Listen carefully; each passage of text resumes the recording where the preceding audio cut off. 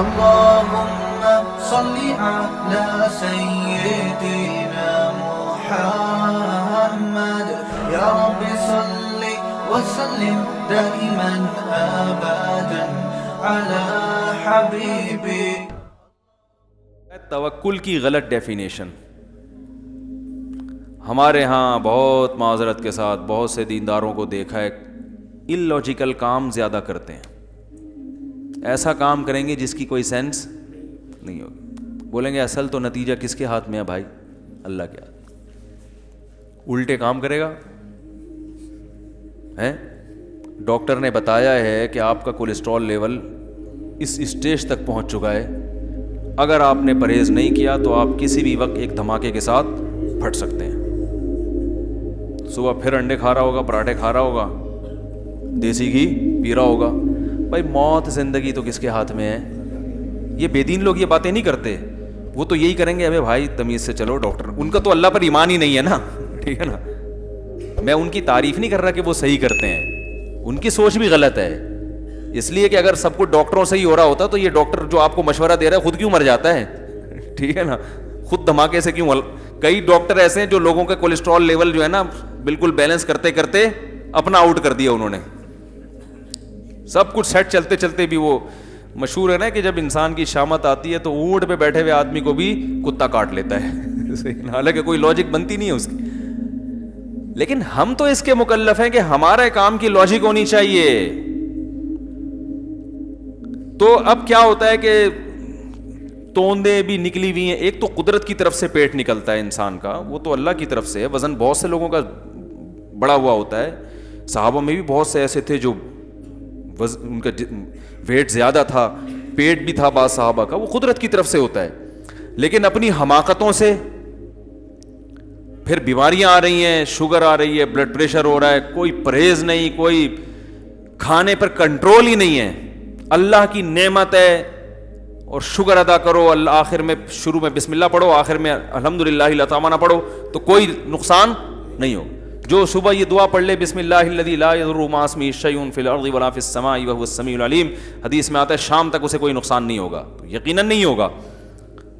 لیکن جو اس کا یہ مطلب تھوڑی ہے کہ اب آپ پر جو احتیاطیں واجب تھی وہ بھی آپ کو پتا ہے اس گلی میں پاگل کتا گھوم رہا ہے, پھر آپ کو میں بسم اللہ الذی لا یضر پڑھ کے گلی سے گزروں گا. اگر کوئی اور گلی نہیں ہے گزرنے کے لیے, ٹھیک ہے نا, پھر تو چلو بھائی کوئی اور آپشن نہیں ہے, تو اب نقصان کا پورا اندیشہ ہے, تو اب میرے پاس کوئی آپشن نہیں ہے, تو چلو نبی نے جو دعا بتائی ہے وہ پڑھوں گا. اللہ کی رحمت سے امید ہے انشاءاللہ میری بچت ہو جائے گی. مجھے گزرنا بھی لازمی ہے اور کتا بھی ادھر ہے اور کوئی میرے پاس آپشن ہے نہیں. لیکن 10 گلیاں اور ہیں, پاگل کتا اس گلی میں ہے, تو آپ 100 دفعہ دعائیں پڑھ کے گزر جائیں تو پھر آپ گزریں گے تو اللہ کی قسم وہ کتا اتنا پاگل نہیں ہوگا جتنے پاگل آپ ہیں. لوگوں کو چاہیے کہ آپ سے بچیں. وہ آپ نے کسی کو کاٹ لیا نا تو کوئی ٹیکا کام نہیں آئے گا. اس پاگل کتے نے کاٹ لیا تو اس کے ٹیکے ہیں. آپ اگر کاٹ لو گے, حقیقت بتا رہا ہوں, وہ نہیں بچے گا پھر, کیونکہ آپ اس سے بڑے پاگل ہو. اس کو تو عقل نہیں ہے نا, آپ میں تو عقل ہے. جو ہمارے جو لوگ دین کی طرف منسوب ہیں وہ دلائل دیتے ہیں معجزوں کی, کرامتوں کے جو واقعات ہوئے. کہتے ہیں 313 کا مقابلہ جب 1000 سے ہو گیا, اس کے کوئی اسباب تھے بدر میں؟ 313 کو اللہ نے 1000 پر فتح دی تھی. بھائی یہ اسباب سے نہیں ہوتا کچھ, ہوتا کس سے ہے؟ اللہ سے ہوتا ہے. 313 دیکھو, نوح علیہ السلام کے دور میں کوئی کشتی مشتی کوئی پانی کہیں بھی نہیں تھا, لیکن اللہ نے کیا کر دیا؟ کوئی محکمہ موسمیات والوں نے اعلان بھی نہیں کیا تھا بارش ہونے والی ہے, اچانک بادل آئے, پوری قوم تباہ ہو گئی. بھائی اللہ نے جب بچانا ہوگا بچائے گا, جب رکھنا ہوگا رکھے گا. جب مصیبت آئے گی تو اونٹ پہ بھی بیٹھ جائیں گے تو کتا کاٹ لے گا.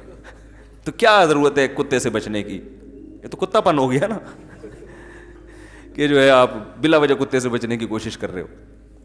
تو اب ان لاجیکل کام, حالانکہ نبی صلی اللہ علیہ وسلم کی سیرت میں معجزات کم ہیں, بہت کم ہیں. آپ کی جو سیرت ہے نا 23 سالہ دور نبوت اٹھا کے دیں گے, ہر کام کے پیچھے کوئی لاجک ہے. گراؤنڈ ریئلٹی کو سامنے رکھا گیا. جہاں لڑنا مفید نہیں تھا وہاں لڑائی کو ٹالا گیا. جہاں لڑنا مفید تھا مگر لڑنے کی طاقت نہیں تھی وہاں بھی جنگ کو ٹالا گیا. بھائی ضروری تو ہے مگر پاور نہیں ہے تو کیسے لڑیں گے؟ سمجھ رہے ہیں کیسے لڑیں گے؟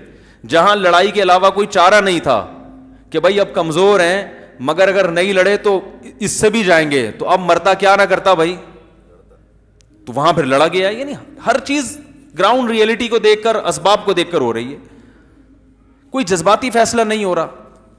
ایک گراؤنڈ ریئلٹی ہے کہ جو سردار ہوتا ہے نا قوم کا, بڑا ہوتا ہے, وہ عزت مانگتا ہے کہ نہیں ہے؟ خالد ابن ولید رضی اللہ تعالی عنہ, انہوں نے غزوہ احد میں مسلمانوں کو کتنا بڑا نقصان پہنچایا کہ نہیں پہنچایا؟ ہونا تو یہ چاہیے تھا, ہم اگر ہوتے ہم کہتے کہ یہ بس ہاتھ میں آ جائیں کسی طریقے سے, ان کو تو چھوڑنا ہے ہی نہیں. احد میں جیتی ہوئی جنگ ہارے ہم ان کی وجہ سے. ابو سفیان اور خالد ابن ولید, یہ دو حضرات تھے جن کی وجہ سے مسلمان جیتی ہوئی جنگ ہار گئے, اور نبی کے سگے چچا شہید ہو گئے, 70 بڑے بڑے صحابہ شہید ہو گئے. اور اس میں سب سے بڑا کردار کن کا تھا؟ حضرت ابو سفیان اور حضرت خالد بن ولید کا. تو ہم ہوتے ہم کہتے بھائی ان کو چھوڑنا ایسے ہے جیسے گستاخوں کو معاف کرنا. ہم یہی کہتے ہیں نا, ان کو نہیں چھڑیں گے. پنجاب میں ہوتے تو ہم کہتے چھڑا مر جاؤں گا, چھڑوں گا نہیں چھڑیں گے. لیکن اگر آپ صلی اللہ علیہ وسلم یہ سوچتے کہ یہ تو جہاں ملے ان کو مار دو, تو کیا ہوتا کہ بھائی میرے پاس جو پوری دنیا بھی ابھی ہم نے اسلام کا جھنڈا قائم کرنا ہے, تو ہمارا پاس لڑنے کے لیے لوگ کون ہیں؟ یہی ہے نا قریش کے لوگ. کیا خیال ہے بھائی؟ اتنے افراد کہاں سے لے کر آئیں گے؟ اگر انہی کو سارے ظالموں کو مار ہی دیں گے ہم, تو میرے پاس تو اتنے تھوڑے سے لوگ ہیں لڑنے کے لیے. تو بہتر نہیں ہے کہ ان کو کسی طرح اپنا بنانے کی کوشش کی جائے. حالانکہ کتنا بڑا, کیا جذبات ہوں گے, نبی کے سگے چچا کی ٹکڑے پڑے ہوئے ہیں کیسا. لیکن آپ صلی اللہ علیہ وسلم کیا کر رہے ہیں کہ بھائی آپ نے خالد ابن ولید کو پیغام پہنچایا. پتا تھا سردار ہیں یہ, تلوار کی زور سے ان کو اسلام میں لانا مشکل کام ہے. تو آپ صلی اللہ علیہ وسلم نے صلح حدیبیہ کے بعد خالد ابن ولید کو پیغام پہنچایا کہ دیکھو خالد ابن ولید جیسا سمجھدار آدمی ابھی تک اسلام میں داخل نہیں ہوا, یہ ہماری سمجھ میں نہیں آتا. اور فرمائے تم ہمارے پاس آؤ گے تمہیں عہدہ بھی ملے گا, عزت بھی ملے گی. کیونکہ سردار کو یہ ڈر ہوتا ہے کہ اگر میں نے ان کا مذہب قبول کر لیا تو ایسا نہ ہو میری بے عزتی ہو, مجھے تانے ملیں کہ یار ہر آدمی کہے بھائی ٹھیک ہے اسلام تو قبول کر لیا, لیکن نبی کے سگے چچا کا خون سے تو تمہارے ہاتھ رنگین ہوئے ہیں نا, یعنی تمہاری وجہ سے قتل ہوا نا. کسی کوئی اپنے باپ کا حوالہ دے گا کہ میرے باپ کو تم نے مارا, کوئی اپنے بھائی کا حوالہ دے گا میرا بھائی تمہاری وجہ سے. تو ممکن ہے مجھے غلام بنا کے رکھ لیا جائے. اور ایک آدمی جب ایک مقام تک پہنچتا ہے, آرمی میں ایسا ہوتا ہے نا کہ جونیئر کو چیف بنا دیا جائے تو سینئر استعفیٰ دے دیتے ہیں کہ یار جو ہمیں ہمیشہ سلوٹ کرتا رہا اب ہم اس کو کیسے سلوٹ کریں. انسانی فطرت ہے, یہ نیچر ہے. سمجھنے کے نہیں سمجھ رہے بھائی, جو ہمیں آج تک سلوٹ کرتا رہا ہے اب ہم اس کو کیسے سلوٹ کریں. تو آرمی کے جتنے سینئر آفیسر ہیں اکثر کیا کرتے ہیں, ریزائن دے دیتے ہیں. تو یہ انسان کی ایک نیچر ہے. تو نبی صلی اللہ علیہ وسلم کو یہ تھا کہ خالد بن ولید کے ذہن میں یہ خیال آ سکتا ہے, تو آپ نے فرمایا کہ ایسا نہیں ہے. اب ہم ہوتے تو فتویٰ لگا دیتے یہ تو لالچ دی جا رہی ہے اسلام میں لانے کے لیے, ہیں بھائی کیا خیال ہے, عہدے کا اسلام قبول کرنا ہے تو بھائی اللہ کے لیے کرو, عہدے کا کیا, عہدہ نہیں ملے گا, عہدہ نہیں ہوتا ہمارے یہاں. ہماری مرضی, ہم تمہیں کہیں چوکیدار لگا دیں یا بس کا ڈرائیور بنا دیں, ہماری مرضی ہے, تو ہماری مرضی ہے. لیکن نبی صلی اللہ علیہ وسلم کیا فرما رہے ہیں, بھائی تمہیں عزت اسی طرح ملے گی. اس لیے کہ آپ چاہ رہے ہیں کہ ایک دفعہ آ جائے نا, ممکن ہے تھوڑی سی لالچ دے کے بلاؤ, لیکن آ جائیں گے نا کچھ دن ہمارے ساتھ ماحول میں رہیں گے تو اسلام میں خود اتنی اٹریکشن ہے کہ ان میں اخلاص پیدا ہو جائے گا. یہ عہدے سب قربان کر دیں گے, دفعہ آنے دو, غلط فہمی ہے. تو یہ گراؤنڈ ریئلٹی کو دیکھ کر فیصلہ ہو رہا ہے کہ نہیں ہو رہا. اب بتاؤ ہم ہوتے ہم کہتے آنے دو ذرا, کہتے آن دے. تو وہ خالد ابن ولید رضی اللہ تعالیٰ عنہ سے 2 جنگیں ہو چکی ہیں, اس میں وہ ان کو ایمان کی توفیق نہیں ہوئی. اس جملے نے ان کو اسلام کی طرف مائل کر دیا. سردار آدمی تو پھر ایسا ہی ہوتا ہے نا, جو خاندانی سردار ہوتے ہیں وہ ایسے ہی ہوتے ہیں. تو آ گئے, اسلام قبول کیا, ان کو کمانڈر بنا دیا آپ نے. لیکن شروع میں تو کمانڈر, اس کے بعد آپ میں اتنا اخلاص پیدا ہوا ہے کہ آپ کہتے تھے کہ میں ہمیشہ امیر بن کے لڑا ہوں, حضرت عمر نے نا جیسے ہی دور حکومت آیا حضرت خالد ابن ولید کو معزول کر دیا اور بولا عام سپاہیوں کی طرح لڑو گے, امیر نہیں بنو گے. انہوں نے فرمایا کوئی بات نہیں, مزہ آئے گا, پہلے کمانڈر بن کے لڑتا تھا, اب سپاہی بن کے لڑوں گا. کیا خیال ہے؟ ورنہ کسی کمانڈر کو معزول کر دو, سپاہی بنا دو, بڑا غضبناک ہوتا ہے وہ. اور وہ کمانڈر جس کو نبی نے کمانڈر بنایا ہو, وہ کہہ سکتے تھے مجھے محمد صلی اللہ علیہ وسلم نے کمانڈر بنایا, مجھے ابو بکر نے کمانڈر بنایا, اور مجھے سیف اللہ, اللہ کی تلوار کا خطاب دیا, اے عمر قرآن حدیث کی روشنی میں آپ مجھے معزول. کیا خیال ہے؟ قرآن حدیث کی روشنی میں آپ مجھے معزول نہیں کر سکتے. قرآن سے تو یہی پتہ چلتا ہے, حدیث سے تو یہی پتہ چلتا ہے, کیونکہ حدیث میں آتا ہے سیف اللہ, اللہ کی تلوار, اور ہمیشہ آپ نے مجھے کمانڈر بنایا, تو آپ کیسے کر سکتے ہیں یہ کام؟ حضرت عمر نے سب سے پہلا کام ہی یہی کیا, جیسے ہی خلیفہ بنے سب سے پہلے خالد بن ولید کو معزول. لوگوں نے کہا کیوں بھائی؟ کہہ رہے ہیں کوئی غلطی بھی نہیں کی انہوں نے, ویسے ہی کہا لوگ یہ سمجھ رہے ہیں ان کی وجہ سے فتح ہو رہی ہے, اسلام کی طرف تو اب لوگوں کی توجہ جائے نہیں, شخصیت پرستی آ رہی ہے, شخصیت پرستی برداشت نہیں ہوگی, معزول کیا ان کو. تو یہ اخلاص پیدا ہوا نا خالد بن ولید, ورنہ کمانڈر جو اتنے عرصے سے رہا ہو اس کو عام سپاہی بنا کے لڑانا آسان نہیں ہوتا. تو ہم نبی کی سیرت میں دیکھتے ہیں ہر کام ایک سوچ کے ہو رہا ہے, ایک طریقے سے ہو رہا ہے. تو آگے ہم دیکھتے ہیں رسول اللہ صلی اللہ علیہ وسلم نے جو سفیر بنائے ہیں مختلف ملکوں میں بھیجنے کے لیے, ان سفیروں میں آپ نے یہ نہیں کہا کہ جس کو چاہے اٹھا کے بھیج دو. مدد کہاں سے آئے گی؟ بادشاہ کے دل کو نرم کرنا کس کا کام ہے؟ اللہ کا کام ہے. یہاں دعا مانگوں گا میں, جس کو چاہو بھیج دو. نا نا نا نا, جتنے سفیر آپ نے ملکوں میں بھیجے ہیں نا بادشاہوں سے بات کرنے کے لیے, ان کی پرسنالٹی کو بھی بہت دیکھا گیا ہے کہ وہ قداور تھے, خوبصورت تھے, بلیغ تھے, بات کرنا جانتے تھے. اب کسی ایسے شخص کو سفیر بنا کے بھیج دیا جائے کہ وہ بولنا کچھ چاہ رہا ہے, نکل اس کے منہ سے کچھ اور رہا ہے, یا گھبرا رہا ہے وہاں جا کے, تو کتنی اچھی دعوت ہو, کیسی ہی زبردست حق ہو, لیکن اس کو پیش کیسے کرنا ہے اس کا بھی بڑا اثر پڑتا ہے. دیکھو آپ کے یہاں کوئی مہمان آیا, آپ نے ایسا خاندانی کھانا بنایا کہ وہ ڈش آپ کے گھر میں بہت ہی خاص مہمانوں کے یہاں پکتی ہے, لیکن اس کو شاپر میں ڈال کے آپ نے دے دیا مہمان کو. وہ بیٹھا ہوا ہے صوفے پہ, اے سی چل رہا ہے, بھائی کھانا آنے والا ہے, تو شاپر میں پلاؤ آ رہی ہے اور بکرے کی چانپیں اس میں گھوم رہی ہیں. آپ کہتے ہیں یہ کیا ہے؟ بولیں بھائی اس کو کھا کے دیکھو, مزہ نہ ہے, پیسے واپس. وہ کھائے گا, وہ کہے گا میں کیا کہ لنگر کسی مزار پہ بیٹھا ہوں لنگر کے لیے. جتنی بھی مزے کی چیز ہو بھائی پیش تو تمیز سے کرو نا اس کو. پہلا اثر اس پہ جائے گا, وہ کہے گا, آپ 100 دفعہ کہیں, اگر وہ عزت دار آدمی ہوگا وہ کہے گا بھائی مجھے نہیں لگتا کہ یہ جیسی پیکنگ ہے ویسے ہی اندر مال بھی ویسے ہی ہوگا. اب آپ 100 دفعہ کہتے ہیں. اس کے برعکس مسور کی دال ہے, آپ نے مہمان کے سامنے رکھ دی, ادھر کھیرے کٹے ہوئے, ادھر پیاز کٹے ہوئے, ادھر لیمن رکھا ہوا ہے, ٹھیک ہے نا, بڑی تمیز سے اس کو بنایا ہوا ہے, تو وہ کھا لے گا, حالانکہ اس کو پتا ہے کہ یہ کیا ہے, دال ہے. وہ کہے کہ شاید کوئی اسپیشل دال ہو ان کے یہاں, وہ تو کھانے کے بعد پتہ چلے گا کہ ذائقہ کیسا ہے. تو یہ بھی ایک گراؤنڈ ریئلٹی ہے. تبھی دیکھو جتنے بھی پیغمبر دنیا میں آئے ہیں سارے حسین ہیں. اس کا یہ مطلب نہیں ہے کہ بدصورت آدمی کی ویلیو نہیں ہے اسلام میں. حضرت بلال حبشی رضی اللہ تعالیٰ عنہ زیادہ کوئی خوبصورت تھوڑی تھے, لیکن ان کے قدموں کی آہٹ جنت میں.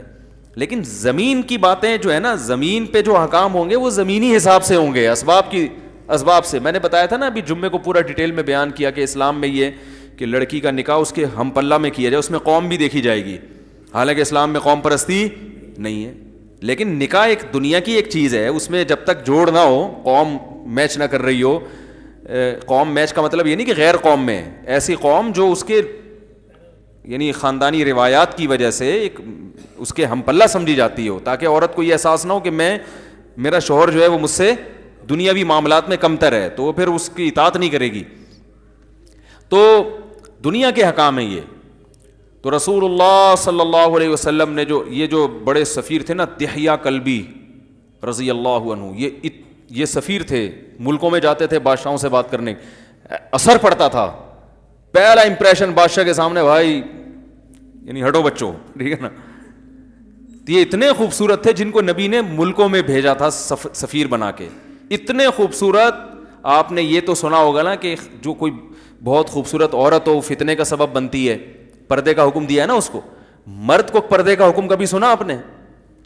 حضرت دحیہ کلبی پر حضرت عمر نے مدینہ میں داخلے پر پابندی لگا دی تھی کہ عورتیں فتنے میں پڑ رہی ہیں ان کی وجہ سے. اور بعض روایت میں آتا ہے چہرہ ڈھانپ کے آیا کرتے تھے, چہرہ کھولنے کی اجازت نہیں تھی.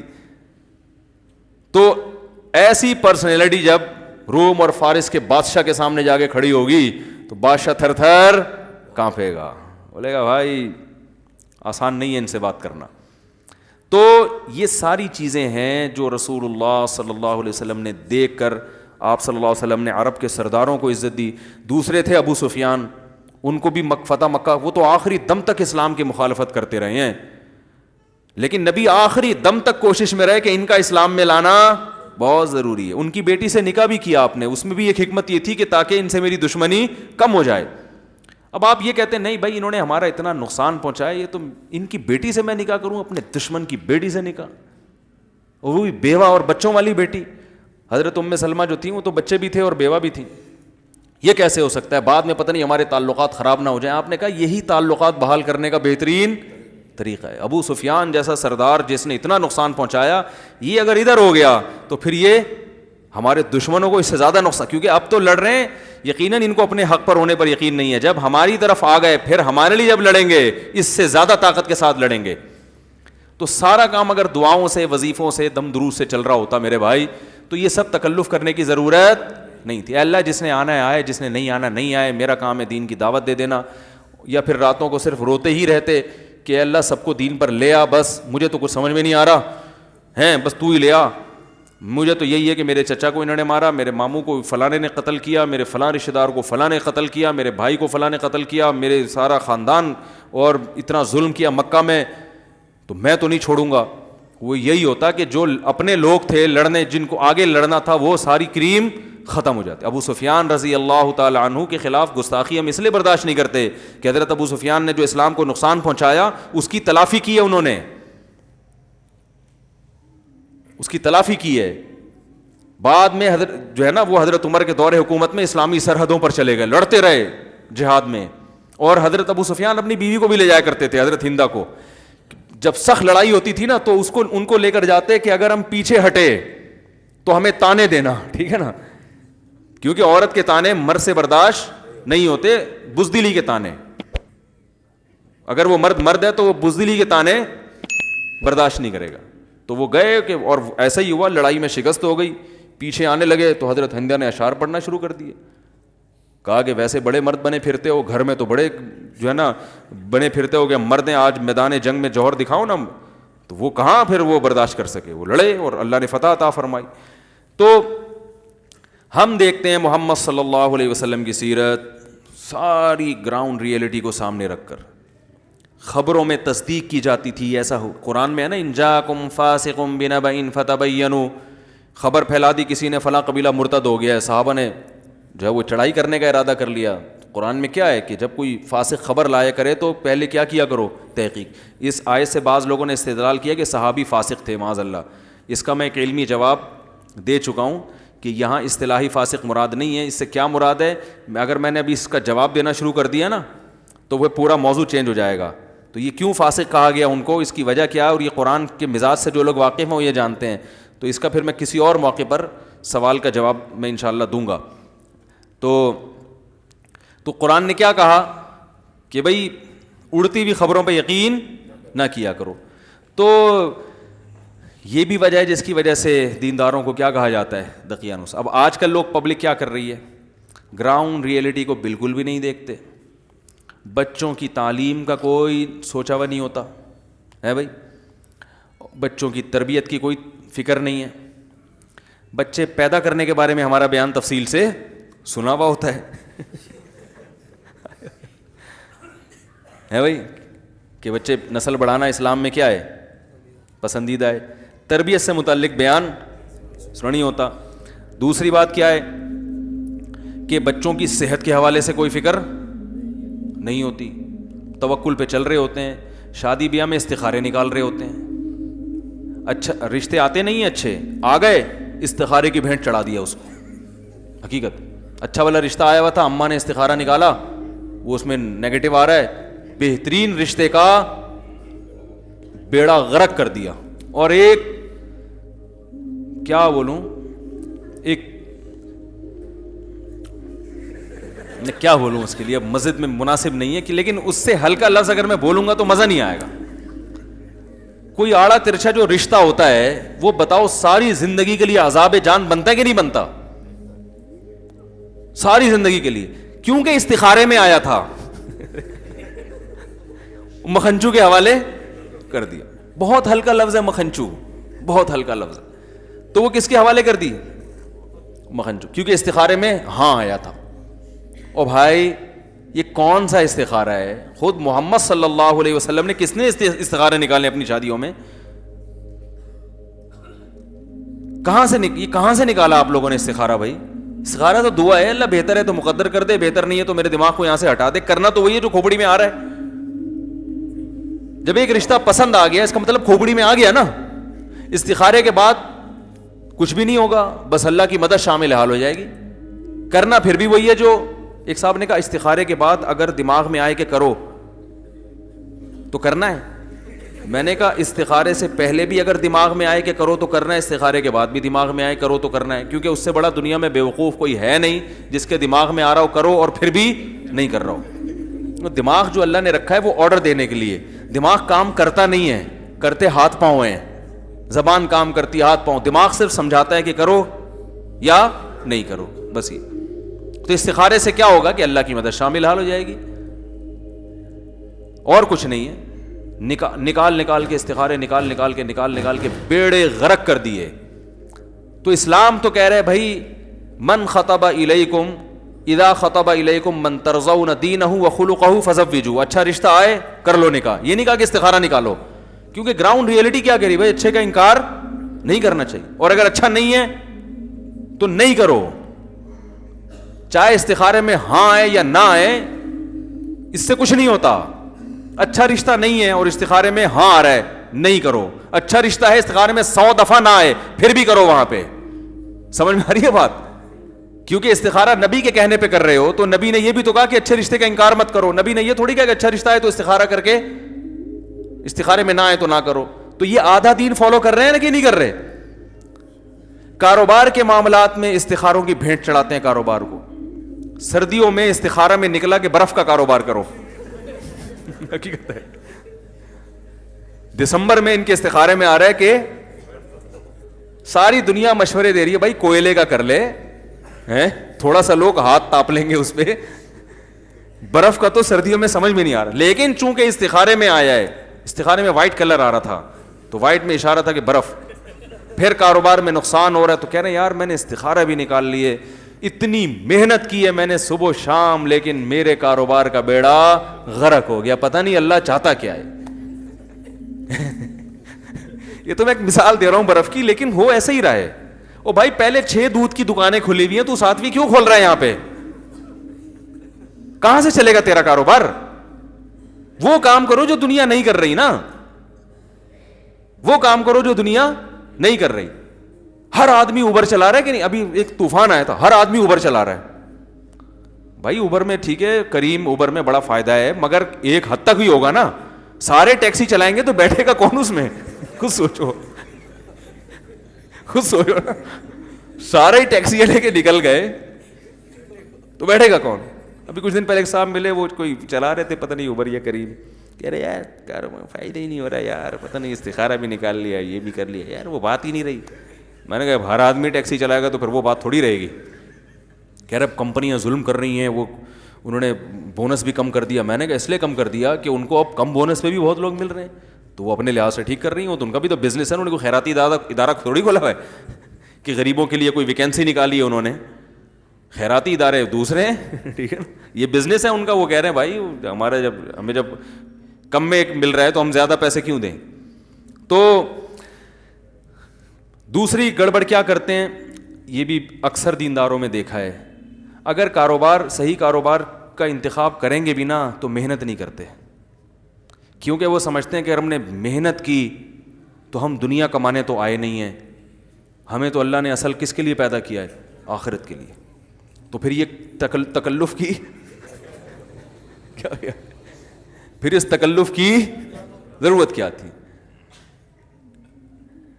تو بھائی جب کمپٹیشن ہے تو جو زیادہ محنت کرے گا, کیا خیال ہے, وہی چلے گا. جب کمپٹیشن چل رہا ہے تو جو محنت زیادہ کرے گا وہی کرے گا نا, تو آپ کو محنت کرنی پڑے گی. ہاں محنت میں غلو اسلام میں منع ہے, اتنا غلو کہ اپنی صحت کا بھی خیال نہیں ہے, نیند کا بھی, بیوی بچوں کا بھی خیال نہیں ہے. ایک تاجر مجھے ملے, مجھے کہنے لگے میں کاروبار کو اتنا ٹائم دیتا ہوں, اگر میں اس سے زیادہ ٹائم دوں تو میں ڈبل پیسے کما سکتا ہوں, لیکن چونکہ ہم دنیا میں پیسہ کمانے نہیں آئے تو اس لیے میں زیادہ ٹائم نہیں دیتا. میں نے کہا پھر باقی ٹائم کس میں خرچ کرتے ہیں آپ؟ کہہ رہے ہیں کچھ بھی نہیں. تو میں نے کہا اللہ کے بندے دیکھو اس وقت مسلمانوں میں تاجروں کی بہت کمی ہے. اگر یہ پیسہ مسلمانوں کے پاس آپ کے ڈبل پیسے ہو رہے ہیں تو قوم کے لیے کر لو میرے بھائی.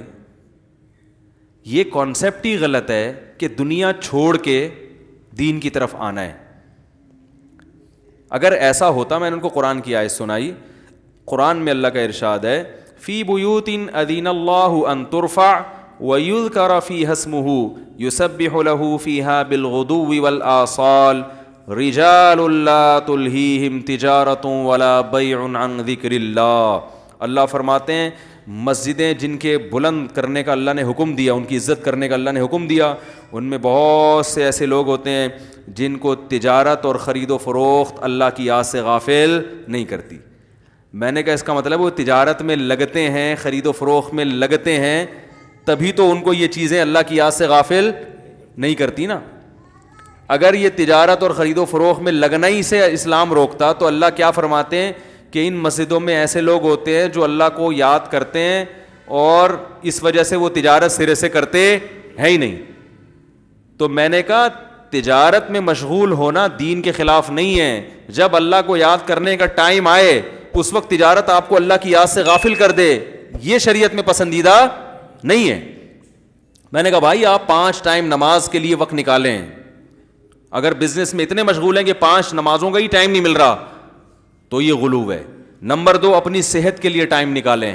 بزنس میں اتنا مشغول ہے کہ نہ واکنگ نہ دوستوں کے ساتھ ٹاکنگ, صحیح ہے نا, اور نہ کبھی تفریح کا ٹائم نکل رہا ہے اور نہ کوئی ایکسرسائز کا ٹائم نکل رہا ہے, نہ یہ تو اپنی ذات, یہ صحت کے حوالے سے.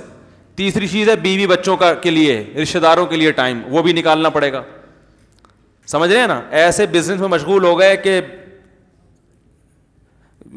یعنی بیوی بچوں کو ٹائم ہی نہیں دے رہا, پھر پیسہ ہی دے رہا ہے ٹائم کی جگہ. جب بیگم کہتی ہے بھائی تھوڑی بیٹھ کے, کبھی رات کو جب گھر آؤ تو تھوڑی تمیز سے کچھ دیر بیٹھ کے گپ شپ لگا لیا کرو. وہ رات کو آ رہے ہیں 2:45 بجے, تاجر لوگ اکثر یہی کر رہے ہوتے ہیں, تو وہ بیوی بچے باغی ہونا شروع ہو جاتے ہیں, بچے باپ سے مانوس نہیں رہتے, تو بھائی ان کے لیے بھی ٹائم نکالو. اب وہ نکالنا کیسے, وہ ہر ایک کا شیڈول الگ ہو سکتا ہے کاروبار کے لحاظ سے. کوئی ہفتے میں 1 دفعہ نکال لے زیادہ ٹائم, کوئی روزانہ کی بیسس پہ ٹائم دیتا رہے. وہ کرنا کیسے, وہ تو ہر آدمی کے حالات, لیکن ٹائم نکالنا بولو بھائی پڑے گا. تو کاروبار کے لیے بھی ٹائم, رشتہ داروں کے لیے بھی ٹائم, صحت کے لیے بھی ٹائم, تھوڑا سا لوفری کے لیے بھی ٹائم ہونا چاہیے. ایک ہوتی ہے تفریح, ایک ہوتی ہے لوفری, دونوں میں فرق ہے. وہ لوفری نہیں جو لونڈے لپاڑے کر رہے ہوتے ہیں. ابھی میں دبئی میں تھا نا, تو ہمارے جو میزبان تھے وہ تھوڑا سا, میں دبئی جانے کا ایک بڑا مقصد فریش ہونا بھی تھا نا, کہ تھوڑا سا دماغ فریش ہو جائے گا, تھوڑا گھومیں گے پھریں گے. تو وہ مجھے لے کر نکلے کوئی پارک دکھانے دبئی میں نا. تو وہ ہم اتنی دیر سے پہنچے کہ وہ پتہ نہیں بند ہونے کا ٹائم تھا, پارک تھا یا کیا جگہ تھی. تو وہ اکثر بیشتر ایسا ہوتا مفتی صاحب آج تو سارا دن ہمارا ضائع ہی ہو گیا, ہم لیٹ نکلے ہیں گھر سے, تو آج بہت ساری چیزیں نہیں ہو سکتی. تو میں کہتا تھا بھائی ہم لوفری کے لیے آئے ہیں, تفریح کے لیے نہیں آئے. لوفری اور پکنک میں فرق یہ ہوتا ہے, تفریح میں انسان کا ایک ہدف ہوتا ہے, میں نے یہاں جانا ہے, لہذا اس کو ٹائم کا پابند ہوگا, اتنا ٹائم میں نے اس پارک میں گزارنا ہے, یا ایکویریم دیکھنا ہے, یا وغیرہ وغیرہ. تو وہ ایک ہدف ہوتا ہے. تو میں نے کہا اس میں بھی ایک ٹینشن ہوتی ہے. بھائی آپ نے ایک شیڈول بنایا کہ مجھے اتنے بج کے اتنے منٹ پہ فلاں پارک میں جانا ہے, وہ دیکھنا ہے, نہیں پہنچو ٹینشن ہوگی نا. لوفری کہتے ہیں صبح نکلو جدھر بھی چلے جاؤ, صحیح ہے نا, جہاں بھی پہنچ گئے وہ وہی تفریح ہے. تو میں نے کہا بس اب جب نکل گئے نا جو اپنی رہائش گاہ سے, تو ہماری پکنک شروع ہے. کوئی بات نہیں, وقت پہ پہنچے تو بھی ٹھیک ہے, نہیں پہنچے تو یہی پکنک ہو رہی ہے. اور سناؤ کیا حال ہے, کوئی لطیفہ سناؤ, ٹھیک ہے نا. اس کو کیا کہتے ہیں, لوفری. لوفری کا مطلب بس نکل جاؤ. تو دماغ کو کیا ہے, کوئی ٹینشن نہ لیے. یہ بھی تو ایک ٹینشن ہے نا, میں نے پارک جانا ہے یا بیچ پہ جانا ہے یا سوئمنگ کرنی ہے, تو سوئمنگ کے لیے یہ ہونا چاہیے, تو یہ پاجامہ کہاں سے لاؤں, تو بوٹ کہاں سے لاؤں, پھر اتنے بجے پہنچنا ہے, اگر لیٹ ہو گئے تو وہ بند ہو جائے گا, تو یہ بھی ٹینشن ہے نا. لو فری کا مطلب نکلو, جدھر بھی جائے بس وہی ہے, ٹھیک ہے نا. جہاں بھی پہنچ گئے ٹھیک ہے, نہیں پہنچے تو بھی زیادہ ٹھیک ہے. پھر اس کو کیا کہتے ہیں, it is called love free. جو لوفر لڑکے ہوتے ہیں نا وہ ایسے ہی کرتے ہیں نا, کوئی ان کا ہدف ہوتا ہے بھائی. جو بے روزگار لونڈے لپاڑے معذرت کے ساتھ جو صبح صبح گھر سے نکلتے ہیں, ان کا کوئی ہدف ہوتا ہے کہ کہیں جانا ہے؟ وہ ایسے ہی گھوم رہے ہوتے ہیں, کبھی اس گلی میں گھس گئے, کبھی اس گلی میں گھس گئے, کبھی گٹر کے ڈھکن پہ بیٹھ گئے, یہ والا ڈھکن صاف نہیں ہے تو اس ڈھکن پہ بیٹھ گئے, ٹھیک ہے نا. کوئی آج کل اکثر لڑکوں کا, تو اگر یہ کام روزانہ بیسس پر ہو پھر تو غلط ہے, لیکن سال میں 2-4 دفعہ یا مہینے میں 1-8 دفعہ لوفری بھی ہونی چاہیے. سمجھ رہے ہیں کہ نہیں؟ ہاں اس میں لڑکے غلط کرتے ہیں, وہ پھر سیٹنگ بازیاں بھی شروع کر دیتے ہیں, وہ حرام ہے. لیکن مہینے میں 1 دفعہ انسان کو دماغ کو فریش کرنے کے لیے, یا سال میں 1 دفعہ یا 6 مہینے میں 1 دفعہ ایسا بھی ہونا چاہیے. بس گھر سے نکلیں لو فری کریں گے, ٹھیک ہے نا. جہاں بھی چلے گئے, بس جہاں گئے وہی دیکھ لیا. میں نے کہا چلو دبئی دیکھ لی, ہم نے مارکیٹ دیکھ لی, ماشاء اللہ یہ کیا بک رہا ہے بھائی. تو میں تو پھر ہر چیز انجوائے کرتا ہوں, کوئی بھی نظر آ جائے بھائی کیا بیچ رہا ہے بھائی, تو یہاں پہ کھڑا ہو گیا, تو یہی لو فری ہے. ان سے انٹرویو لے لیا ہم نے تھوڑا سا, اچھا آپ کہاں کے ہیں, باجوڑ کے ہیں, ماشاء اللہ زبردست, تو کیسے یہاں آپ جو ہے کب آئے یہاں پہ. انٹرویو لے لیا انسان نے اس سے, آپ کہاں کے, بھائی لاہور کے. یار یہاں تو وہ پائے وائے تو آپ کو ملتے نہیں, تو کیسے گزارا کر رہے ہیں آپ, ٹھیک ہے نا. تو ایک تھوڑا سا مزہ آ جاتا ہے, آدمی انٹرویو لے لیتا ہے اس سے. تو یہ تفریح نہیں ہے, یہ پکنک نہیں ہے, it is called love free.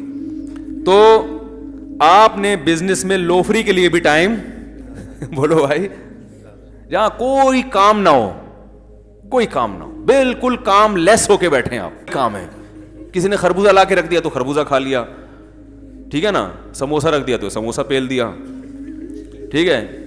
گٹکے پان پہ نہ جائیں بس. تو یہ جو ہے, یہ کبھی کبھی یہ بھی کیا ہے, یہ بہت ضروری ہے, صرف ضروری نہیں ہے. اکثر جو ڈپریشن اور نفسیاتی کیسز ہیں نا, میں نے پڑھاکو لوگ بھی پاگل ہوتے ہوئے دیکھے ہیں. دماغی محنت کر رہے ہیں قوم کے وسیع تر مفاد میں, کتابیں لے کے پڑھ رہے ہیں ہر وقت.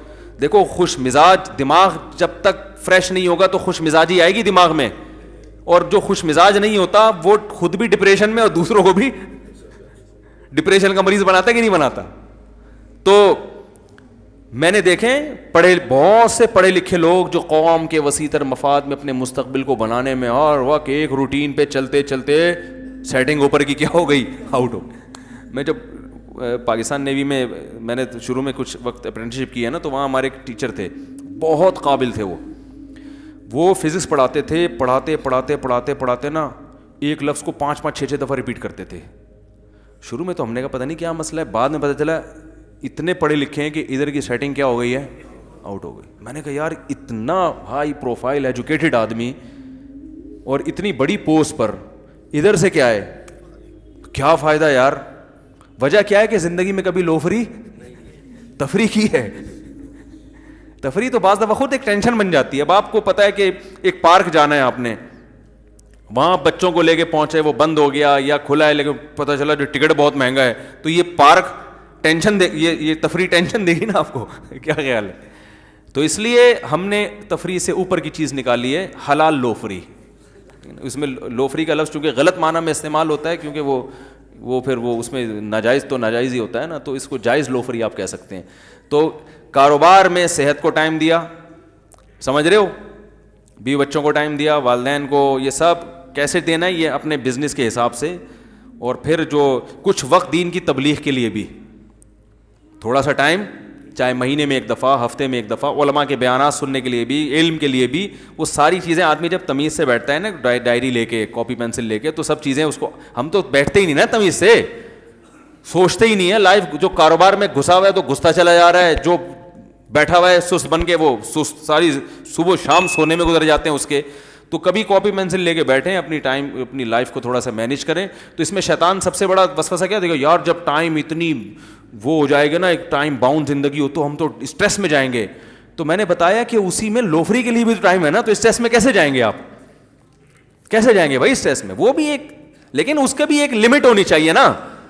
اب دیکھو ہم 1 ہفتہ دبئی لو فری کر کے آ گئے, اب یہ دوبارہ تھوڑی جا رہے ہیں, مجھے لوگ تو اب بھی بلا رہے ہیں, مختلف ملکوں سے دعوت. میں بھائی میں نے کہا یار میں نے گھر میں بھی بیٹھنا ہے, ابھی بھی دعوت آئی ہوئی ہے ایک دوسرے کنٹری سے, تو میں نہیں جا رہا. میں نے کہا بھائی میرا مدرسہ بھی ہے, وہاں میں نے پڑھانا ہے, مدرسے والوں نے نکال دیا ہے.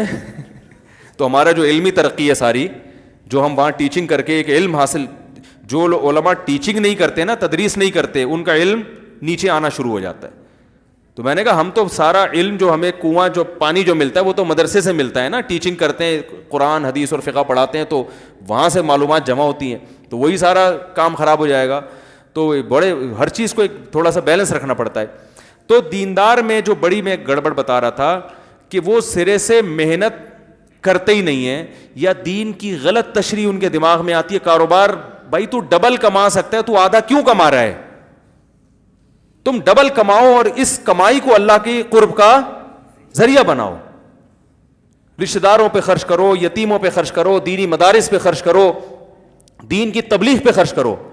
حضرت عثمان رضی اللہ تعالیٰ عنہ اگر غریب ہوتے تو کیا 100 گھوڑے دیتے جہاد میں؟ وہ نبی صلی اللہ علیہ وسلم کو جہاد میں مال کی بھی ضرورت تھی کہ نہیں تھی؟ تو یہ مالی تعاون کس نے کیا؟ تاجروں نے کیا نا, جو صحابہ. اگر وہ تجارت چھوڑ دیتے کہ ہم پوری زندگی دین کی تبلیغ کریں گے, تو اللہ کے نبی فرماتے تبلیغ کے لیے بھی پیسے تو چاہیے, وہ کہاں سے لاؤں میں؟ نہیں یار یہ سمجھ میں میرے بھائی.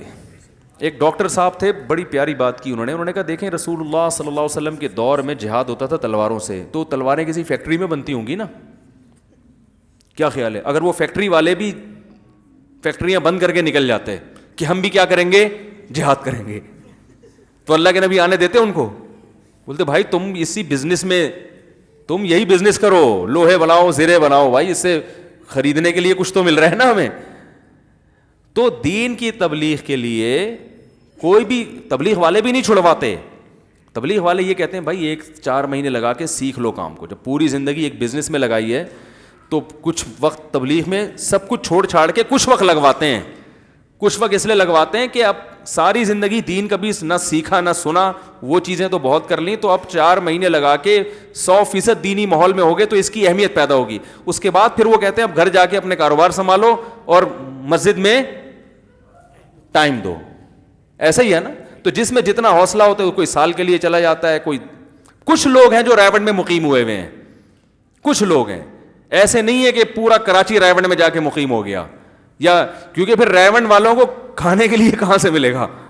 سارے ہی تاجر اگر ریونڈ میں مقیم ہو جائیں, سارے ہی اگر ریونڈ میں مقیم ہو جائیں, تو ریونڈ میں تو میرے بھائی وہ ان کو تو ڈاکٹر کی بھی وہاں اسٹینڈ بائی ڈاکٹر ہوتے ہیں, تو وہ سارے MBBS کے بچے بھی وہاں آ جائیں گے, تو کوئی فیوچر میں ان کو ڈاکٹر ملے گا, کوئی الیکٹریشین ملے گا پنکھا جوڑنے کے لیے, مائک خراب ہو جائے گا تو کوئی بندہ ملے گا, وہ جو مائک ٹھیک کرنے والا ہے وہ کہے گا میں تو خود ساری ایجوکیشن چھوڑ چھاڑ کے تبلیغ کے لیے نکل گیا, وہ مائک ٹھیک کرنے والا نہیں ملے گا آپ کو.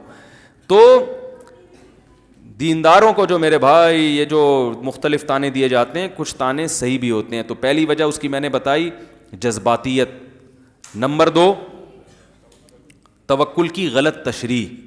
سمجھ رہے ہو نا, زمینی حقائق دیکھ کے فیصلے نہیں کر رہے ہوتے, محنت نہیں. جو قوم محنت کرتی ہے, دیکھو غیر مسلم ممالک میں, یورپ میں بہت سے کنٹریز ایسے ہیں جن کی طبعی عمر 10-20 سال تک بڑھ چکی ہے.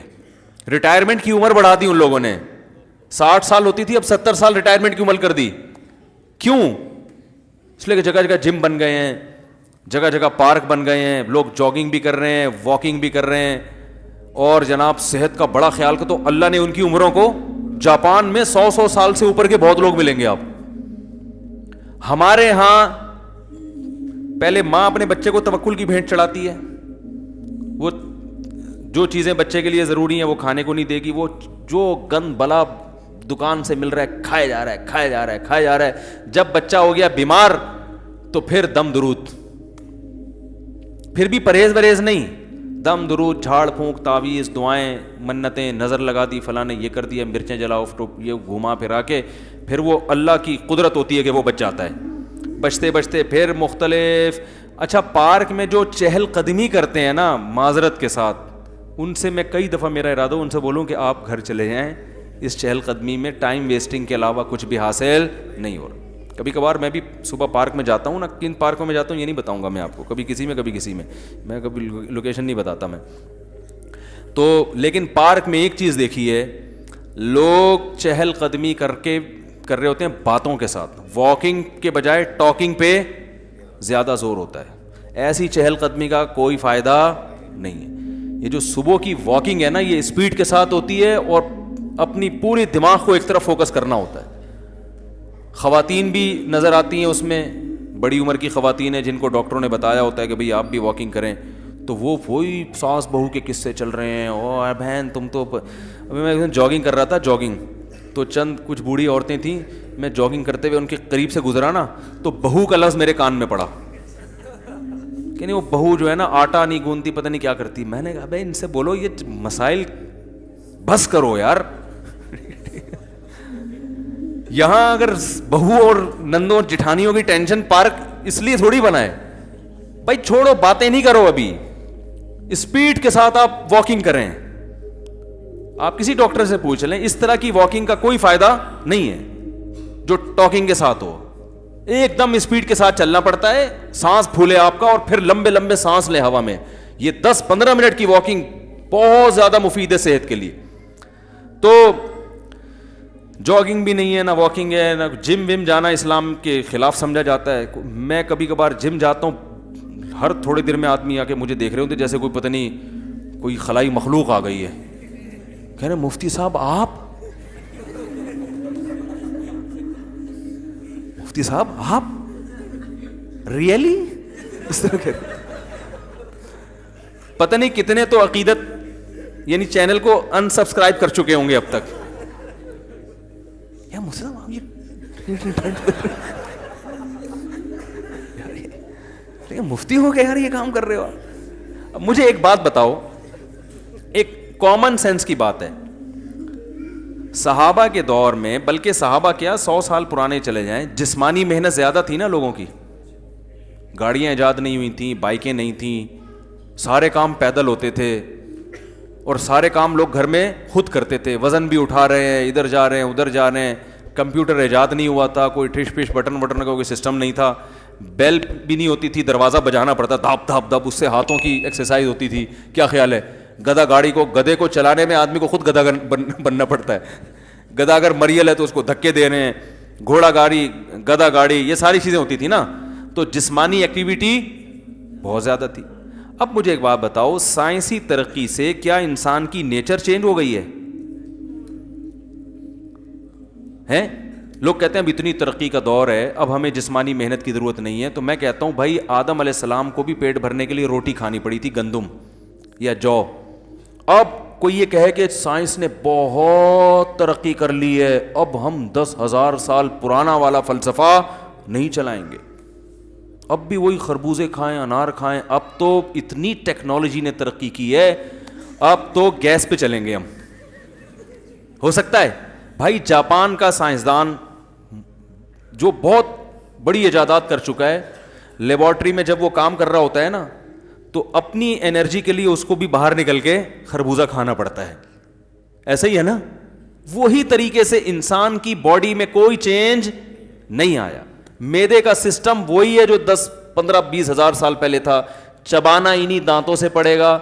گرینڈ کی بھی چیزیں آپ پیٹ میں ڈالو گے کہ مجھے دانتوں کے چبانے کے اب تکلف نہ ہو, تو وہ تھوڑے دنوں میں مر جاؤ گے. ویسے ہی آپ, ایسا ہی ہے نا. روٹی بھی چبانی پڑے گی آپ کو, وہ سارا.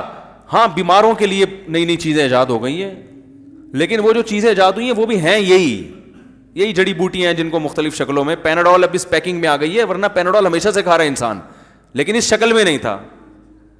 اس شکل میں نہیں, وہ کسی اور شکل میں ہوگی. وہ حکیم کوئی جڑی بوٹی کھلا دیتے ہوں گے جس میں بخار اتارنے کے کچھ چیزیں پڑی ہوئی ہوتی ہوں گی اس میں. تو پیراسیٹامول جو ہے نا, جو مشہور ایک فارمولا ہے. تو اسی طرح یاد رکھو, جب سائنس کتنی ہی ترقی کر لے, اب اگر کمپیوٹر ایجاد ہو گیا ہے اور آپ بٹن پہ سارے کام کر لیتے ہو, تو اس سے آپ کی انگلیوں کو جو حرکت دینے کی ریکوائرمنٹ ہے وہ پوری نہیں ہوگی. سمجھ رہے ہو نا. اس کے لیے آپ کو الگ سے حرکت دینی پڑے گی, بھاگنا پڑے گا, چلنا پھرے گا. کیونکہ اللہ نے جو ہمیں مسل دیے ہیں وہ اس لیے تھوڑی دیے ہیں, وہ تو ہاتھ تو وزن اٹھائے گا تو ہاتھ رہے گا, پاؤں سے چلو گے تو چلنے کے قابل رہو گے. اور یہ بات تو وہ جنہوں نے یہ مشینیں ایجاد کی ہیں وہ ہم سے زیادہ ان چیزوں کے قائل ہیں. تبھی وہ اتنی کچھ ایجاد کر کے بھی سائیکلنگ کر رہے ہوتے ہیں, صبح صبح سائیکل چلا رہے ہوتے ہیں, جاگنگ کر رہے ہوتے ہیں. میں ملیشیا میں تھا تو زیادہ تر غیر ملکی ہمیں لگے پارک میں جاگنگ کرنے والے, مسلمان وہاں بھی کیا ہیں بیچارے شارٹ. تو اب اس میں کوئی مفتی ہو, عالم ہو, جو بھی ہو, کچھ بھی بن جاؤ, تو باڈی یہ نہیں دیکھتی کہ آپ مفتی صاحب ہیں تو آپ گھر میں پڑے ہوئے رہیں, ٹھیک ہے نا, کھاتے جائیں, اسٹور کرتے جائیں, آپ کے کوہان کی شکل میں جمع ہو جائے گا, کیونکہ آپ مفتی ہیں, آپ کے پاس ورزش کا ٹائم نہیں ہے, یا ورزش آپ کے وقار کے خلاف ہے. لوگ کیا کہیں گے؟ لوگ بولیں گے مفتی صاحب ہو کے ڈنڈ پیل رہے ہیں. تو لہٰذا یہ آپ کے چونکہ ایکچولی وقار کے خلاف ہے, تو وہ کیا نتیجہ یہ نکلے گا کہ وہ جو مفتی صاحب ہیں, باڈی نہیں مانتی کسی کو, تو مفتی ہے یا عالم ہے یا ڈاکٹر ہے یا کچھ, باڈی نہیں مانتی. وہ کہیں گے بھائی پہلے تم انسان ہو, میڈیکل سائنس کی زبان میں تم ایک سمجھدار حیوان ہو. حقیقت ہے نا, میڈیکل سائنس کیا کہتی ہے, انسان بھی جانور ہی ہے لیکن ایک بڑا ذہین قسم کا حیوان ہے وہ. تو لہذا تمہیں صحت کو مینٹین رکھنے کے لیے وہ تمام کام کرنے پڑیں گے جو ایک مزدور کو کرنے پڑتے ہیں, ایک گٹکے والے کو کرنے پڑتے ہیں, ایک ٹماٹر والے کو کرنے پڑتے ہیں. اس میں چاہے کوئی مفتی اعظم ہو, چاہے وزیر اعظم ہو, چاہے وہ کچھ بھی ہو. لیکن لوگوں کی ایک سوچ کی بات بتا رہا ہوں. تو اب اکثر دینداروں کو دیکھا ہے وہ ورزش نہیں کرتے, وہ وقار کے خلاف سمجھتے ہیں. بزرگ بعض لوگ ہیں وہ نہیں کر رہے ہوتے ورزش, حالانکہ وہ بزرگ ہیں, وہ کہتے ہیں یار ہم ورزش کریں. وہ اگر پارک میں چہل قدمی بھی کر رہے ہوتے ہیں نا, تو وہ اپنے بزرگی کا پورا خیال کر کے کر رہے ہوتے ہیں, ایسے وقار سے خرامہ چلو. پھر مریدین کہہ رہے ہوتے ہیں کہ ہم حضرت جی سے ایک قدم آگے نکل گئے تو گستاخی ہو جائے گی, تو مریدین کی واکنگ بھی گئی تیل لینے.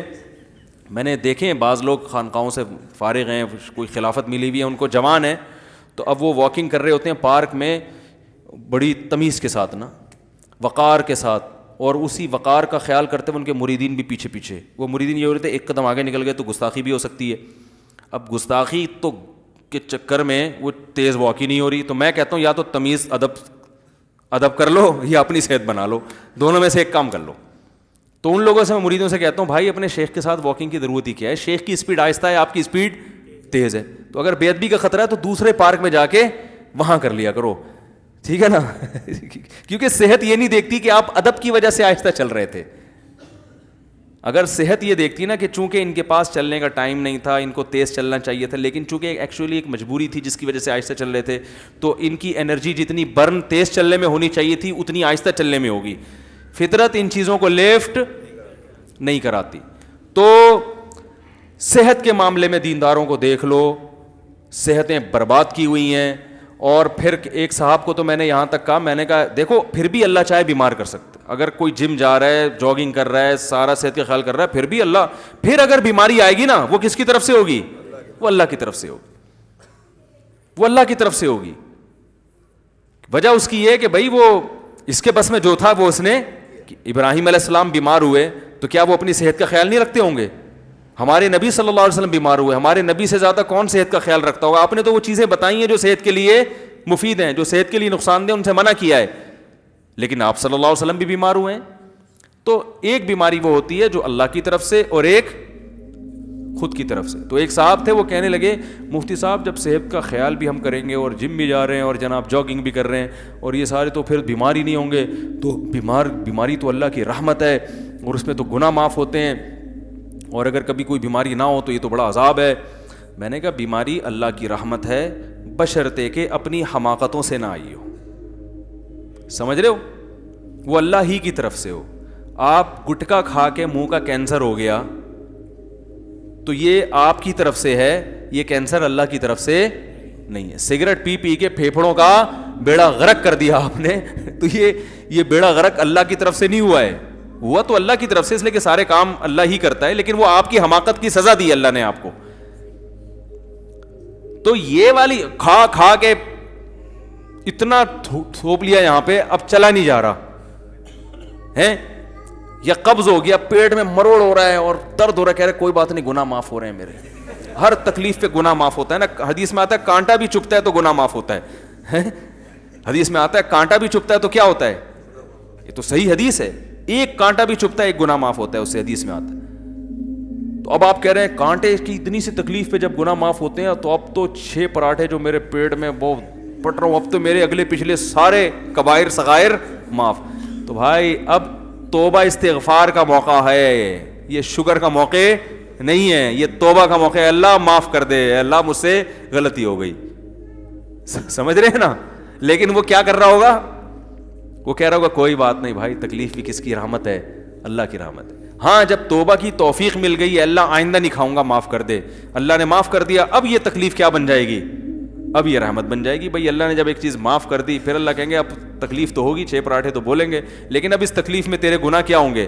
معاف ہوں گے، چونکہ تو توبہ کر چکا ہے. تو گٹکے کھانے کی وجہ سے منہ کا کینسر ہو گیا، آپ نے توبہ کر لی، سچی توبہ کر لی، تو اب یہ کینسر انشاءاللہ رحمت بن جائے گا. لیکن توبہ اتنے آرام سے ہوتی نہیں ہے، وہ اوپر سے توبہ ہوتی ہے کہ ٹھیک ہونے دو، پھر ایک دفعہ اور ٹرائی کر کے دیکھیں گے. میں نے دیکھا ہے نا، دیکھا ہے، نہیں چھوڑتے. دنیا چھوڑ دیتا ہے، وہ نہیں چھوڑتا. نہ چرچ چھوڑتے ہیں، نہ ہیروئن چھوڑتے ہیں، نہ شراب چھوڑتے ہیں.